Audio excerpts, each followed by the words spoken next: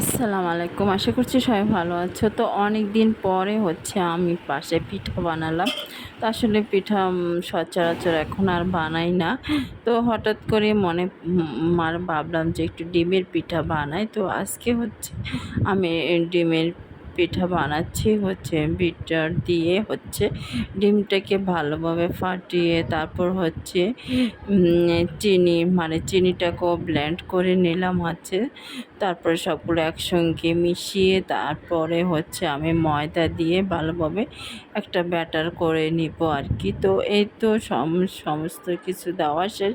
এখন আমি baking soda, তারপরে লবণ, চিনি, ডিম সব কিছু দিয়ে করে নিয়ে তারপরে এভাবে কাটার দিয়ে কেটে আটার রুটি বানানোর একটা ব্যাটার করে তারপরে মোটা রুটি করে তারপরে আমি কাটার দিয়ে কেটে এভাবে কেটে নিয়ে পিঠাগুলো তৈরি করে নিয়ে ভেজে নিলাম। তো পিঠাগুলো অনেক মোলায়েম এবং সফট হলো।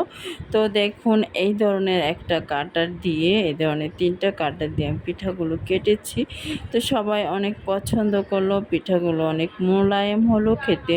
অনেক দিন পরে আমি আগে প্রায় প্রতি সপ্তাহে পিঠা বানাতাম। তো আজ অনেক দিন পরে বানালাম। আজ এই পর্যন্ত।